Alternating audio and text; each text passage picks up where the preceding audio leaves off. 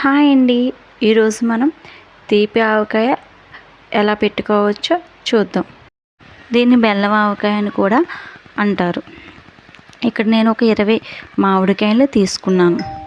నీటిలో బాగా వాష్ చేసుకొని ఒక పొడి క్లాత్తో నీట్గా తుడుచుకోవాలి. ఇక్కడ ఈ విధంగా కట్ చేసుకొని దీంట్లో ఉన్న జీడిని తీసుకోవాలి. చిన్న చిన్నగా ముక్కలు కట్ చేసుకొని దీనిపై ఉన్న పొరని తీసేసుకోవాలి. ఇలా మామిడికాయలన్నీ ఈ విధంగా కట్ చేసుకోవాలి. ఒక పొడి క్లాత్ని తీసుకొని నీట్గా తుడుచుకోవాలి. ఒక ప్లాస్టిక్ దాంట్లో కొంచెం ఉప్పు వేసుకొని 2 days ఊరబెట్టుకోవాలి. ఊరబెట్టుకున్న వీడియో ఇక్కడ మిస్ అయింది. 2 రోజుల తర్వాత ఇలా ఎండలో 2 రోజులు ఎండబెట్టుకోవాలి. ముక్కలు ఎండిన తర్వాత నేను ఇక్కడ ఒక 2 kg బెల్లం తరుముకొని కొంచెం వాటర్ వేసుకొని స్టవ్ మీద పెట్టుకున్నాను. ముందుగా కొన్ని మెంతులు నానబెట్టుకున్నాను.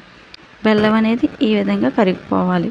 ఇక్కడ పాకం అనేది మరి లేత పాకం కాకుండా ముదర పాకం కాకుండా మధ్యలో ఉండేలా చూసుకోవాలి. పాకం అనేది వేరే పళ్ళెంలో వేసుకొని చల్లారి పెట్టుకోవాలి. చల్లారడానికి కొంచెం టైం పడుతుంది. చల్లారే కొద్దీ పాకం చూసారు కదండి, ఈ విధంగా గట్టి పడుతుంది. చల్లారిన తర్వాత ఇక్కడ కారం వేసుకోవాలి. ఇక్కడ నాకు ఒక 1/2 kg కారం పడింది. కారం వేసుకున్న తర్వాత కొంచెం అటు ఇటు కలుపుకుందాం. ఇలా కలుపుకున్న తర్వాత మనం ఇందులోకి కొన్ని వెల్లుల్లిపాయ రెబ్బలు, మనం నానబెట్టుకున్న మెంతులు వేసుకొని మళ్ళీ ఇంకొకసారి కలుపుకుందాం.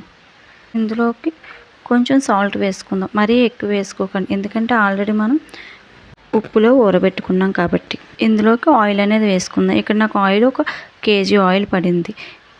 ఆయిల్ వేసుకున్న తర్వాత అటు ఇటు కలుపుకొని మనం ఎండబెట్టుకున్న మామిడి ముక్కలు కూడా ఇందులో వేసుకొని అటు ఇటు బాగా కలుపుకుందాం.